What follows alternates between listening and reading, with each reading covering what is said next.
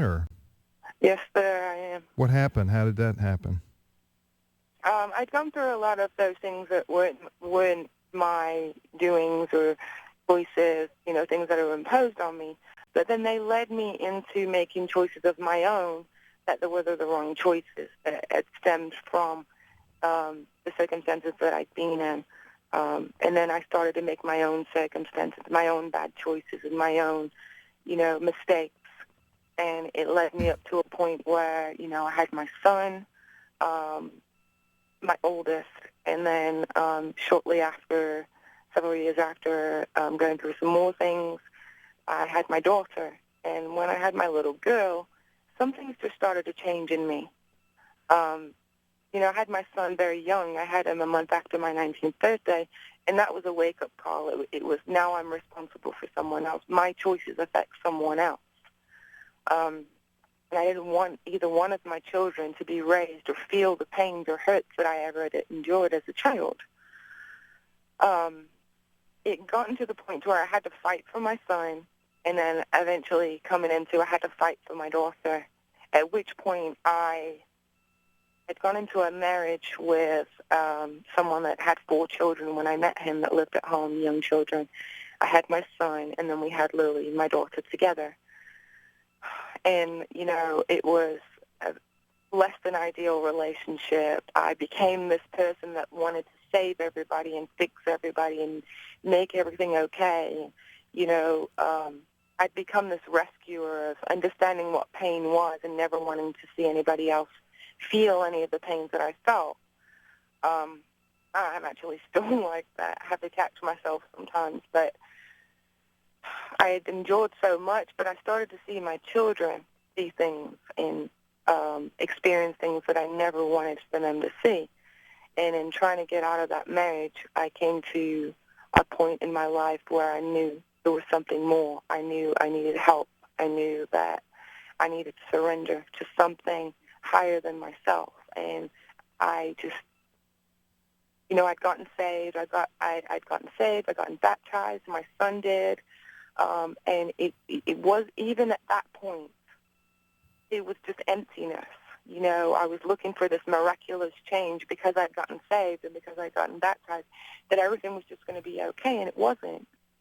So then it was a disappointment of, well, everybody else seems fine. Everybody else I go to church with is, it's working for them, but it didn't work for me.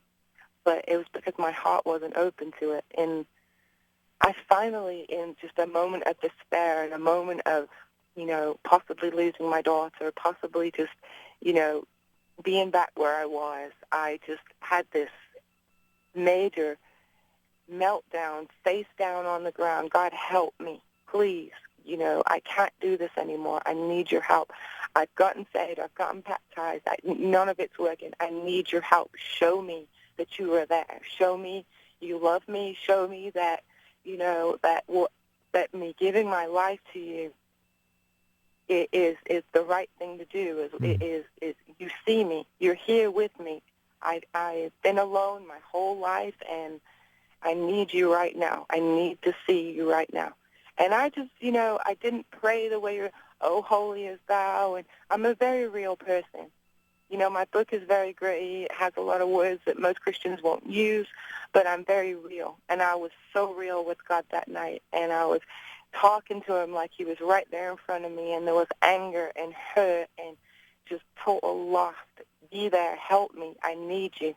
And he was there. He showed me he was there. He showed me throughout all of the times in my book that I felt alone, that I felt like, why me? God, why? He showed me that even in those times he was there. Even in all of the suffering, he was there. I just didn't see him.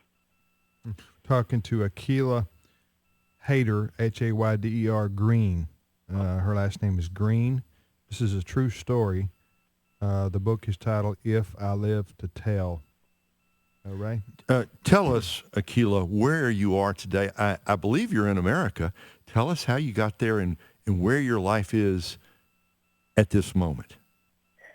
I originally came over here. I was working for a lady that had a paraplegic daughter. I'd come over with her as sort of an aide, and while I was here, I met someone, which was my son's father.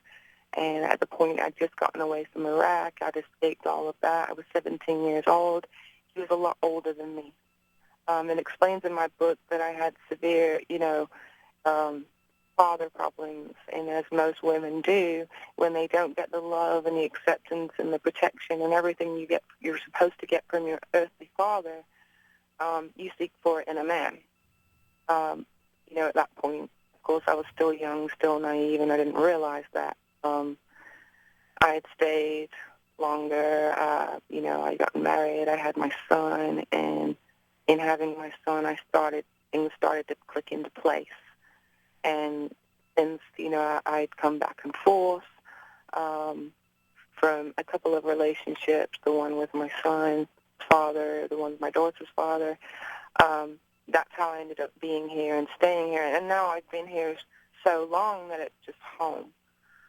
Where I'm at right now is I'm in a good place in my heart, in my life. I'm very truly blessed from everything I've come from and everything I've been through. Even though I'm 34 years old, I should be about 90. I've experienced things that most people will never experience or even have the inkling to fathom in their lives, and I pray to God they don't. But I'm in a place now where I get to help people. I'm a personal trainer, a nutritionalist.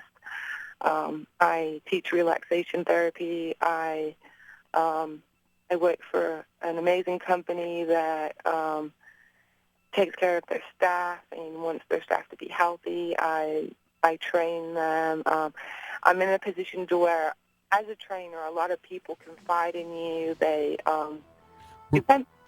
We're out of time. I'm sorry, Akeela. We thank you for your time today, though. Very much appreciate it. Thank you so much for having me. We've been talking with Akeela Green, the author of If I Live to Tell, a gripping true story. You can find her book online, also in Christian bookstores. Stay tuned, folks. There is more Today's Issues coming your way after the break.